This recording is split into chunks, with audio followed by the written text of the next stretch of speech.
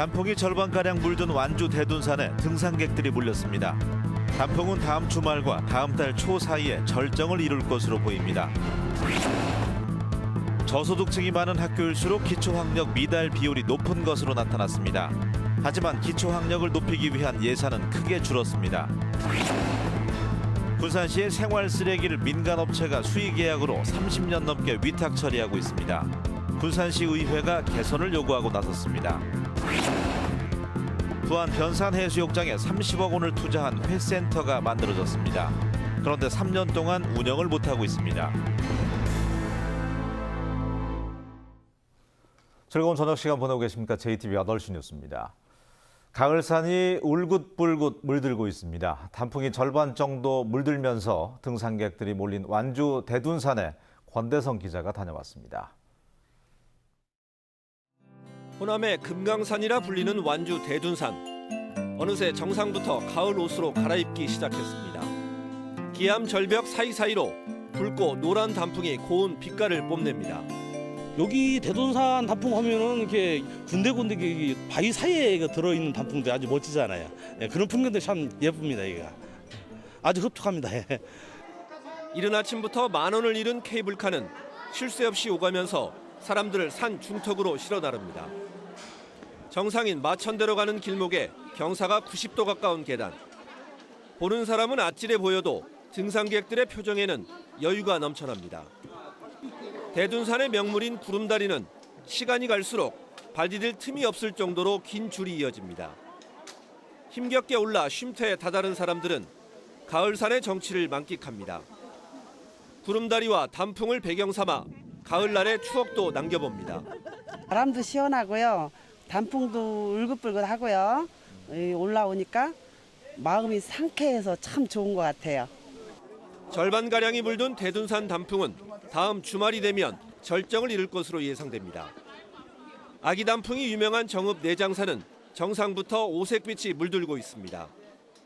내장산 국립공원 사무소는 다음 주말이면 산 아래로 내려오기 시작한 뒤 다음 달 6, 7일쯤 전체 산의 7, 80%가 단풍으로 물들 것으로 내다봤습니다. JTBC 뉴스 권대성입니다. 저소득층이 많은 학교일수록 기초학력 미달 비율이 높은 것으로 나타났습니다. 부모의 경제력이 자녀의 학업에 성적에 큰 영향을 미친다는 건데요. 하지만 기초학력을 끌어올리는 데는 필요한 예산은 크게 줄어서 대책 마련이 필요합니다. 조창현 기자입니다. 5년 전 혁신학교로 지정된 전주의 한 중학교입니다. 2014년 국가 수준 학업 성취도 평가 결과 이 학교 학생들의 기초학력 미달 비율은 평균 18%. 학생 10명 중 2명이 국어와 영어, 수학 수업을 거의 이해하지 못한다는 얘기입니다. 또 다른 전주 원도심의 중학교도 기초학력 미달 비율이 20%로 나왔습니다. 이들 학교는 법정 저소득층 학생 수가 전체의 25%가 넘는 교육복지 우선 지원 사업 대상 학교입니다. 부모의 경제력이 자녀 학력에 큰 영향을 미친다는 것이 확인된 겁니다. 반면 같은 혁신학교이면서도 교육복지 우선 지원 학교가 아닌 중학교는 기초학력 미달 비율이 3.7%에 그쳤습니다. 국가수준학교 성취평가에 대해서 좀 신경을 쓰고 좀 열심히 보게 준비를 시키고 그런 게 아직은 저희도 부족했고 기본적인 아이들의 열악한 가정 환경이나 이런 것들과 남문에 있다 보니까 기초학력이 낮은 학생일수록 사교육보다는 공교육에 도움이 절실합니다. 하지만 이들을 위한 기초학력 보장사업 예산은 크게 줄었습니다. 2013년 39억 원이던 전북교육청의 기초학력 보장 예산은 2년 만에 반토막 났습니다. 교육부가 주는 특별 교부금보다 도교육청 자체 예산의 감소폭이 훨씬 큽니다. 학교 자체에서 세운 예산, 그리고 우리 교육청의 자체 예산, 특교 예산 이런 것 등을 다 합치면 예전의 예산보다 결코 줄어들었다고 보기는 어려울 것 같습니다.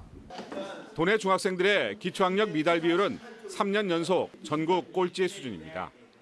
기초학력 보장은 공교육의 책무성과 직결되는 핵심 과제인 만큼 도교육청 차원의 안정적 예산 지원과 효과적인 학력 신장 대책에 대한 진지한 고민이 필요해 보입니다. JTBC 뉴스 조창현입니다. 군산시가 막대한 양의 생활 쓰레기를 위탁 업체에 맡겨서 처리하고 있는데요. 한 업체가 수의 계약을 통해서 30년 넘게 맡으면서 논란이 일고 있습니다. 김진영 기자가 취재했습니다. 군산시의 하루 생활 쓰레기 발생량은 150여 톤입니다.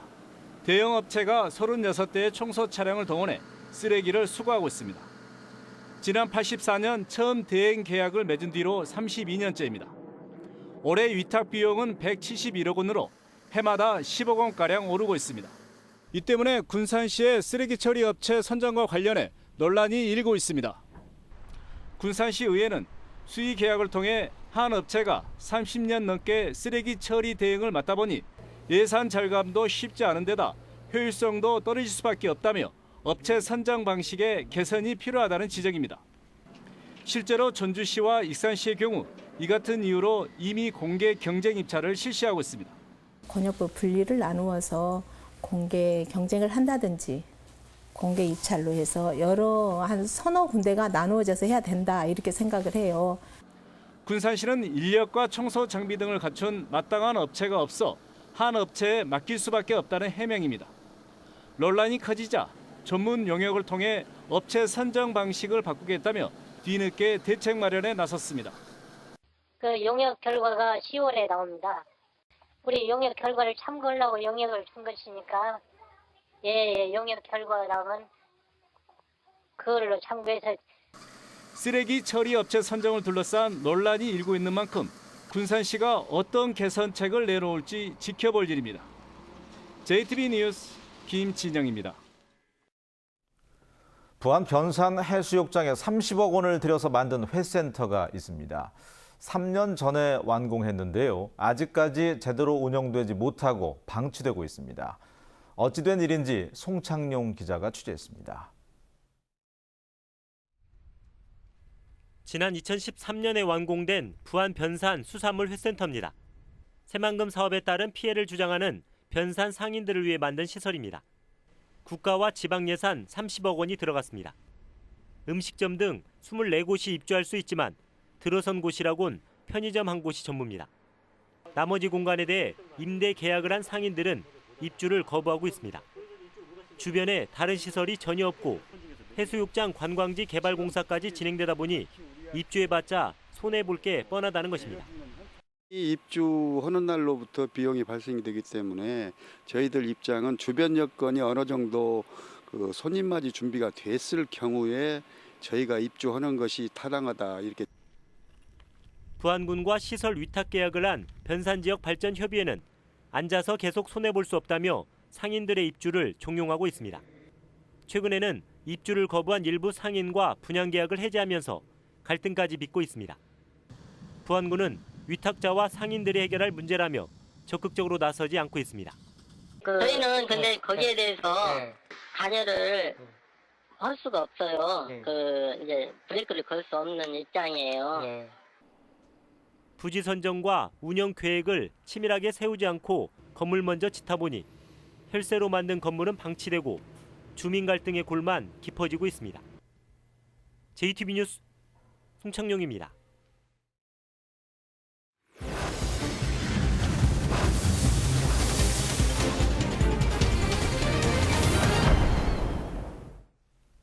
전북의 국회의원들과 삼성 사장단이 내일 국회에서 만나서 삼성의 새만금 투자를 논의하기로 해서 결과에 관심이 쏠리고 있습니다.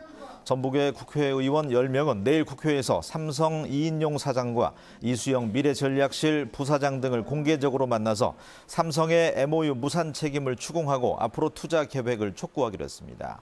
2011년 MOU 체결 이후에 5년 만에 첫 공개석상에 나타날 삼성이 전북 발전을 위한 대안을 내놓을지 아니면 이전처럼 무책임한 태도로 일관할지 관심이 커지고 있습니다.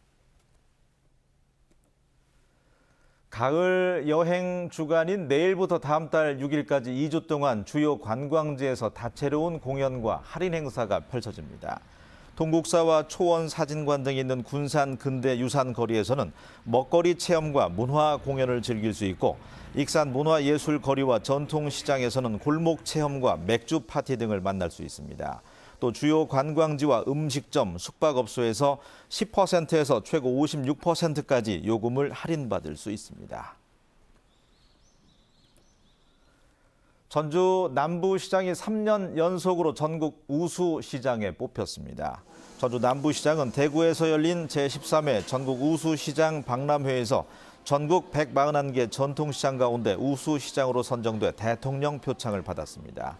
전주 남부시장은 청년몰과 야시장 등을 운영하면서 국내외 관광객들이 몰리고 있습니다. 익산시 하수 슬러지 처리 시설의 건립 중단에 따른 손해배상액을 산정하기 위해서 법원이 감정평가에 들어갔습니다. 전주지방법원 군산지원은 하수 슬러지 공사의 공정률과 장비 발주 등을 종합적으로 판단해서 시공사의 청구액이 정당한지 감정하고 최종 손해액을 산정할 예정입니다. 익산 하수 슬러지 처리 시설을 짓던 업체는 익산시의 공사 중단으로 피해를 입었다며 58억 원을 법원에 청구했습니다. 폐 비닐과 농약 용기 등 영농 폐기물을 모으면 보상금을 지급합니다. 주민들이 영농 폐기물을 수거해서 마을별 공동 집화장에 모아놓으면 한국환경공단에서 폐비닐은 킬로그램에 70원, 농약 용기는 킬로그램에 150원씩 지급합니다. 지난해 전북에서는 폐비닐 19,000톤과 농약 용기 447톤을 수거해서 15억 2천만 원을 보상금으로 지급했습니다. 군산경찰서는 여자 조교로 성추행한 혐의로 한 차례 조사를 받은 대학 교수 A씨가 자신이 사는 아파트 단지에서 숨진 채 발견됐다고 밝혔습니다. 경찰은 A씨가 스스로 목숨을 끊은 것으로 보고 자세한 사망 원인을 조사할 예정으로 A씨는 혐의를 부인해온 것으로 전해졌습니다. 오늘 오전 10시쯤 군산시 어청도 남서쪽 해상에서 29톤급 어선이 기관 고장으로 표류하다가 출동한 군산 해경에 의해서 구조됐습니다. 어선이 표류하던 곳은 대형 상선이 많이 다니는 길목으로 군산 해경은 어선을 군산항으로 예인했다고 밝혔습니다. 프로농구 전주 KCC가 오늘 전주 실내체육관에서 열린 홈 개막전에서 지면서 어제 패배에 이어서 개막 이후 2연패를 기록했습니다. 전주 KCC는 오늘 창원 LG와의 경기에서 부상으로 빠진 외국인 선수 안드레 에밋의 공백을 메우지 못한 채 67대 79로 졌습니다. 오늘 홈 개막전에는 리듬 체조 국가대표인 손현재 선수가 시구에 나서서 눈길을 끌었고 10,000원 관중이 찾아와서 프로농구 개막을 반겼습니다. 날씨입니다. 오늘 밤과 내일 새벽에 일부 지역에는 약한 비가 내리는 곳이 있겠습니다. 내일은 대체로 구름이 많겠습니다. 내일 아침 최저 기온은 9도에서 13도로 오늘보다 조금 낮겠습니다. 낮 최고 기온은 18도에서 21도로 오늘과 비슷하겠습니다. 바다의 물결은 0.5에서 2.5m로 일겠습니다. 전주기상지청은 화요일에는 오전에 대부분 지역에서 비가 내리고 흐린 날이 많을 것으로 내다봤습니다.